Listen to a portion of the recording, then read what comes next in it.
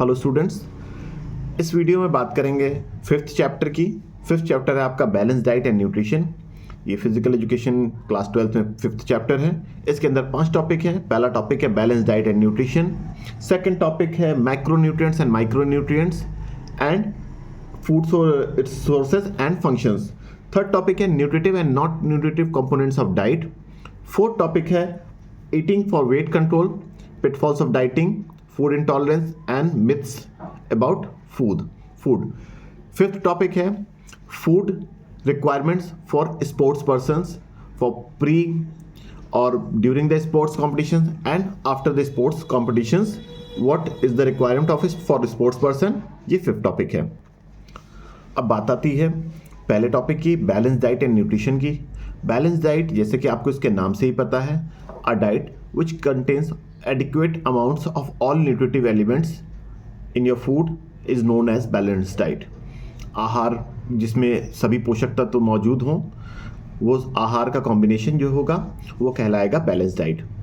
Nutrition के साथ आपको एक चीज़ और जाननी पड़ेगी। न्यूट्रिटिव वैल्यू जो है या न्यूट्रिटिव रिक्वायरमेंट हर इंडिविजुअल के लिए अलग अलग है। किसी इंडिविजुअल को लेस कैलोरीज की आवश्यकता है, किसी को हैवी कैलोरीज की आवश्यकता है। तो आपके न्यूट्रिटिव वैल्यू के हिसाब से जब आप किसी भोजन का चुनाव करते हैं वो न्यूट्रिशन कहलाता है। न्यूट्रिशन जो उस खाने में जो भी न्यूट्रिटिव एबिलिटीज़ हैं जो आपकी बॉडी को पोषण देने के लिए यूज़फुल होंगी, वो न्यूट्रिशन है। या फिर इसे इस भाषा में कह सकते हैं, it is a process of obtaining and consuming food, of breaking down food and its substances into energy. जो आप खाना लेते हैं वो शरीर में जब टूटता है या उसके विखंडन से जो भी आपको शरीर को ऊर्जा मिलती है, उसको न्यूट्रिशन कहा जाता है। ठीक इसी तरह से अब आपको फैक्टर्स अफेक्ट करते हैं बैलेंस डाइट या न्यूट्रिशन को, उनके बारे में जान लेते हैं। इसमें सबसे पहला फैक्टर है age, gender, profession, body weight, specific sports diet. ये सारे फैक्टर्स हैं जो अफेक्ट करते हैं इसको। Diet during health problems, climatic condition और डॉक्टर्स प्रिस्क्रिप्शन, ये सारी चीज़ें फैक्टर्स हैं जो अफेक्ट करते हैं बैलेंस डाइट को, न्यूट्रिशन को।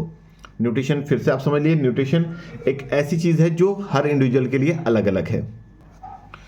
ये रिक्वायरमेंट जिसकी अलग अलग है, हर इंडिविजुअल के लिए अलग अलग न्यूट्रिटिव एबिलिटीज़ की न्यूट्रिशन की आवश्यकता है। नेक्स्ट टॉपिक हमारा है माइक्रोन्यूट्रिएंट्स एंड मैक्रोन्यूट्रिएंट्स।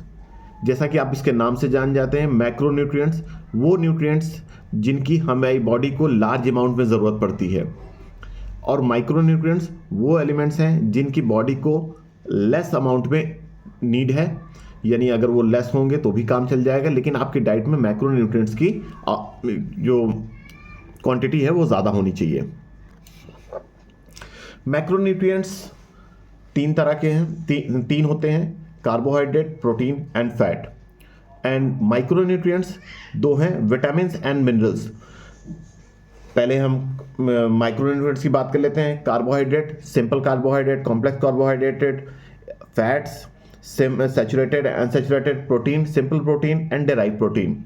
ये तीनों एक लार्ज अमाउंट में आपकी डाइट में होने चाहिए। प्रोटीन आपके उसमें लार्ज अमाउंट में होना चाहिए। कार्बोहाइड्रेट इंस्टेंट एनर्जी के लिए भी बहुत हेल्पफुल होता है, और फैट जो होता है वो आपको एनर्जी स्टोर करने के काम आता है। जब आपकी बॉडी में फैट जो स्टोर होता है वो आपको स्टार्विंग के टाइम पे या कभी फास्टिंग के टाइम पे, जब भी आपको एडिक्वेट अमाउंट में फूड नहीं मिलता है, तो ये स्टोर एनर्जी आपकी बॉडी को एनर्जी देने के काम करती है।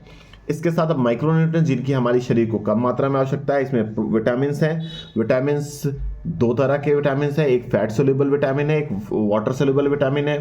Fat soluble vitamin A, D, E and K है। Water soluble all the B complex के जितने भी विटामिन है, या ए, डी, ई, के को छोड़ के जितने भी तरह के विटामिन है वो सब वाटर सोल्यूबल हैं। एडेक आपको याद रखना है, fat soluble vitamin A, D, E, K. इसके बाद मिनरल्स हैं। मिनरल्स में बहुत सारे हैं, जैसे माइक्रो मिनरल्स हैं और मैक्रो मिनरल्स हैं। माइक्रो मिनरल्स में आपका iodine, sulphur, copper, chlorine, zinc, iron, ये सारे माइक्रो बहुत थोड़ी थोड़ी अमाउंट में ज़रूरत पड़ती है। थोड़े इसमें भी जो मिनरल्स हैं जिनकी ज़्यादा अमाउंट में ज़रूरत पड़ती है, उनमें calcium, potassium, magnesium, sodium and phosphorus है। Now third topic, nutritive and non nutritive components of diet. Nutritive components वो सारे डाइट के हैं जो हमारे शरीर को पोषण देते हैं, डायरेक्टली और इनडायरेक्टली हमें किसी तरीके से हेल्पफुल होते हैं, जो हमारे शरीर को हेल्प करते हैं, किसी तरह से न्यूट्रिटिव एबिलिटीज़ उनके अंदर होती हैं। लेकिन हमारी डाइट में कुछ पार्ट्स ऐसे भी होते हैं, कुछ एलिमेंट्स ऐसे भी हैं जो हमें डायरेक्टली न्यूट्रिटिव एबिलिटीज़ तो कोई प्रोवाइड नहीं करते हैं, लेकिन वो हमारे डाइट में बहुत इंपॉर्टेंस रखते हैं। वो हमारे डाइट को कभी कभी पचाने के लिए, कभी एक्सक्रीट करने के लिए बहुत सारे हेल्पफुल होते हैं। आपके जैसे न्यूट्रिटिव कंपोनेंट्स हो गए, protein and vitamins and etcetera, ये सारी चीज़ें जो भी आपकी हैं ये न्यूट्रिटिव कंपोनेंट्स हैं। नॉन न्यूट्रिटिव कंपोनेंट्स से सबसे इंपॉर्टेंट जो है फाइबर और रफेज। फाइबर और रफेज आपको पता है, जैसे आप गेहूं खाते हैं तो गेहूं के ऊपर का जो छिलका होता है वो रफेज कहलाता है या फाइबर कहलाता है। इसी तरह से फलों के छिलके जो होते हैं वो रफेज और फाइबर के एक सुटेबल एग्जाम्पल्स हैं। इनका डायरेक्टली काम आपकी बॉडी को कोई न्यूट्रिशन देना नहीं है, लेकिन जब आपकी बॉडी एक डाइजेशन का प्रोसेस चलता है आपकी बॉडी में, तब इस प्रोसेस में इस पार्ट्स, ये जितने भी एलिमेंट्स हैं जो आपके एनर्जी लेवल पे यूज़ नहीं होते हैं बॉडी के अंदर, जो एक्सक्रीट नहीं हुए, जो एक्सक्रीट होने के लिए जाते हैं, तो वो एक्सक्रीशन के लिए ये सारे एलिमेंट्स बहुत हेल्पफुल होते हैं। इसमें सेकेंड इंपॉर्टेंट चीज़ है वाटर। वाटर भी आपको इंस्टेंट एनर्जी या किसी चीज़ के ऐसे एनर्जी देने के लिए या किसी तरह का न्यूट्रिशन देने के काम में नहीं आता है, लेकिन ये हमारी बॉडी के मूवमेंट में बहुत हेल्प करता है। हमारी मसल्स के अंदर जो फ्लेक्सिबिलिटी बनी हुई है, जो रफेज और वाटर के बाद है फ्लेवर कंपाउंड या कलरिंग कंपाउंड्स। फ्लेवर कंपाउंड जैसे जो चीज़ें आप सिर्फ फ्लेवर के लिए किसी चीज़ में, जैसे टी में अगर हम मिल्क डालते हैं तो मिल्क सिर्फ फ्लेवर के लिए यूज़ होता है, उसका कोई डायरेक्टली है और इनडायरेक्टली कोई हमें टी में इफेक्ट नहीं पड़ेगा। उसी तरीके से एक कलरिंग कंपाउंड होते हैं बहुत सारी चीज़ों के। ये मैंने एग्जांपल दिया क्योंकि मिल्क तो ऐसे न्यूट्रिटिव कंपोनेंट में है, बट मैं एक आपको कंपाउंड का एग्जांपल दे रहा हूँ कि टी अगर आप ब्लैक टी पी रहे हो या मिल्क पी रहे हो तो फ्लेवर का ही सिर्फ फ़र्क आएगा, उससे टी के स्वभाव पर कोई फ़र्क नहीं पड़ेगा। जो टी का काम है, जो टी के अंदर जितना कैफीन वगैरह होगा वो आपको उतना मिलेगा ही मिलेगा। इसी तरह से बहुत सारी चीज़ें जैसे कलरिंग कंपाउंड, जैसे किसी अगर यहाँ पे रेड कलर का एप्पल है या कहीं और में ग्रीन कलर का एप्पल हो तो उससे एप्पल की क्वालिटी पे फर्क नहीं पड़ता, उसके कलर हो जाने से भी कोई फर्क, वो कलरिंग कंपाउंड जो है बॉडी के लिए किसी तरह का न्यूट्रिटिव एलिमेंट नहीं है। And one more thing is there, plant compounds, जिसमें जैसे कि कैफीन और ये सारी चीज़ें हैं। प्लांट कंपाउंड बहुत सारे ऐसे हैं जिसका कि कोई न्यूट्रिटिव वैल्यू आपकी बॉडी को नहीं मिलता है, लेकिन फिर भी बॉडी के लिए एसेंशियल हैं, कभी कभी हमें नीड होती है इनकी। इसका फोर्थ टॉपिक है ईटिंग फॉर वेट कंट्रोल।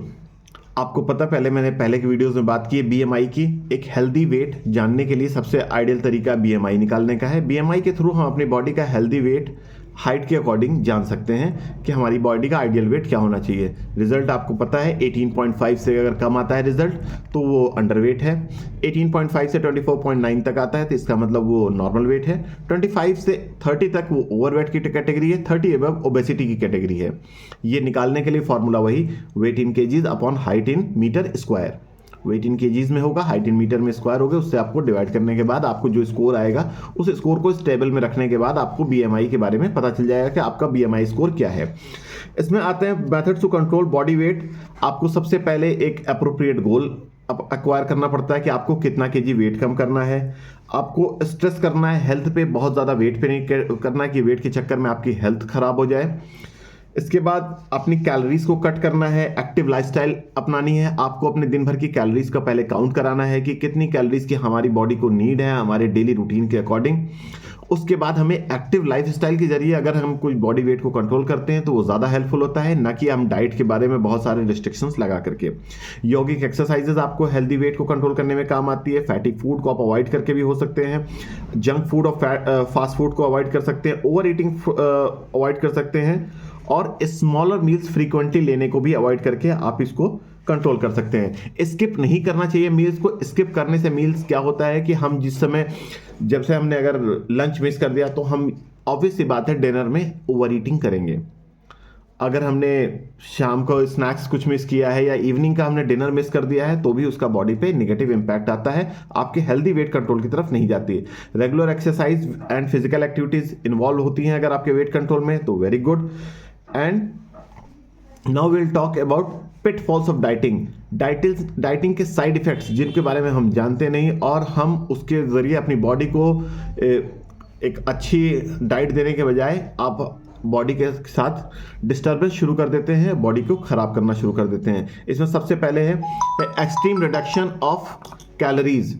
आपकी कैलोरीज की जितनी नीड है उससे ज़्यादा जब आप कट कर देते हैं कैलोरीज अपनी बॉडी के लिए, तो आपकी बॉडी का वेट लॉस होने लगता है, लेकिन बॉडी की एफिशिएंसी भी लो होने लगती है। हम कभी कभी सम न्यूट्रिएंट्स के लिए रेस्ट्रिक्शंस लगा देते हैं, जैसे हमें इन न्यूट्रिएंट्स को लेना ही नहीं है। ये भी गलत तरीका है डाइटिंग का। स्किपिंग मील्स आपको पहले ही बताया जा चुका है, ये गलत तरीका है, ये भी नहीं करना चाहिए। इसके भी नेगेटिव इम्पैक्ट आपकी बॉडी पे पड़ते हैं। बहुत से लोग क्या करते हैं, सॉलिड फूड के बजाय बेवरेजेस को ज़्यादा तरजीह देते हैं, उनकी क्वांटिटी बढ़ा देते हैं और लिक्विड फूड की तरफ ज़्यादा अपने आप को डाइवर्ट करते हैं। ये भी सही तरीका नहीं है, ये भी आपके बॉडी को हार्म पहुंचाता है। और बहुत ज़्यादा लेबल्ड फूड की तरफ जाना ये भी हेल्पफुल नहीं है, ये भी आपकी बॉडी को हार्म करता है। नॉट एक्सरसाइजिंग, हम एक्सरसाइजिंग पर फोकस नहीं करते, अपनी एक्टिविटी पे फोकस नहीं करते, अपने लाइफस्टाइल पे फोकस नहीं करते, सिर्फ फूड के जरिए अपने वेट को कंट्रोल करना चाहते हैं। ये पिटफॉल्स डाइटिंग के हैं। ये डाइटिंग के लिए आप साइड इफेक्ट्स मान लिया है, डाइटिंग के लिए ऐसी चीज़ें मानी जो डाइटिंग को हेल्प नहीं करती बल्कि आपको रॉन्ग डायरेक्शन में लेके जाती हैं। नेक्स्ट टॉपिक है हमारा फूड इंटॉलरेंस। फूड इंटॉलरेंस आपको फूड एलर्जी से ज़्यादा फूड इंटॉलरेंस टर्म यूज़ होता है। इसका मतलब होता है कि आपकी बॉडी किसी फूड को लेकर के इंटॉलरेटेड हो गई, जैसे इसके नाम से ही पता है कि ये उसको एक्सेप्ट करने में प्रॉब्लम होने लगती है बॉडी को। इसके सिम्टम्स हैं कि nausea, stomach pain, diarrhoea, vomiting and gas, cramps, heartburn, headaches and nervousness. ये सारे इसके सिम्टम्स हैं जो कि नॉर्मली सीन होते हैं बॉडी में जब आपकी बॉडी किसी फूड को लेकर फूड इंटॉलरेंट हो जाती है। आपकी बॉडी जब फूड इंटॉलरेंस होती है तो आपको इसके बारे में थोड़ा जानने की ज़रूरत है। पहले कभी कभी होता है कि आपको किसी चीज़ से पता चल जाता है कि इस फूड को हमारी बॉडी एक्सेप्ट नहीं करती है, ये फूड हमें इनटेक करने के बाद हमें ज़्यादा प्रॉब्लम होने लगती है। अगर माइनर चेंजेस के साथ ये चीज़ें क्लियर हो जाती हैं तो ठीक, अदरवाइज हमें स्पेशलिस्ट की सलाह लेनी चाहिए। वो किसी भी तरह के कोई डाइटिशियन हो सकते हैं या किसी डॉक्टर से आप मिलकर इसके लिए सलाह ले सकते हैं। नेक्स्ट है हमारा फूड मिथ्स। बहुत सारे खानों के साथ एक मिथ जुड़े हुए हैं। जैसे बचपन में हम लोगों को कहा जाता था मछली खाने के बाद दूध नहीं पीना चाहिए, बड़े बुजुर्ग कहा करते थे कि उसके नेगेटिव इम्पैक्ट होते हैं। पोटैटोज मेक यू फैट, सबसे पहला मिथ है कि आप आलू खाने से बहुत ज़्यादा मोटे हो जाते हैं, ये एक मिथ है। ऐसा कोई साइंस स्टडी में, कोई रिसर्च में ऐसा कोई रिजल्ट नहीं आया कि पोटैटो ज़्यादा लेने से आपको फैटी हो जाते हैं। इसके फैट फ्री प्रोडक्ट्स जो होते हैं वो आपको हेल्प करते हैं वेट लॉस के लिए, ये भी एक मिथ है। एग्स इंक्रीज कोलेस्ट्रॉल लेवल, सो अवॉइड देम। एग्स जो है कोलेस्ट्रॉल लेवल बढ़ा देते हैं एग्स। इसके भी कोई साइंटिफिक रिसर्च में कहीं ऐसा रिजल्ट नहीं आया है कि एग्स की वजह से आपका कोलेस्ट्रॉल बढ़ जाए। Drinking while eating makes you fat, आप खाना खाते समय जब अगर पानी पीते हैं तो वो भी आपको मोटा होने में हेल्प करता है या मोटापे को बढ़ाता है, ये भी इसके भी कोई वो नहीं है। Don't take milk after immediately after eating fish, मैंने पहले ही कहा कि ये मिथ बहुत पहले हम लोग सुना करते थे, लेकिन इसमें भी कोई साइंटिफिक रिजल्ट में कोई ऐसा बॉडी पे नेगेटिव इम्पैक्ट नहीं आता कि आप मछली खाने के बाद अगर तुरंत दूध पी लेते हैं तो आपकी बॉडी में कोई नेगेटिव इम्पैक्ट आता है। आपको starve yourself to lose your weight, आपको भूखे रहना होता है अगर आप वेट को लॉस करना चाहते हैं तो, ये भी सारे इसके मिथ हैं स्टूडेंट्स। तो हमारा ये टॉपिक यहीं पे कंप्लीट होता है, balance diet and nutrition. Hope everything is clear. Thank you.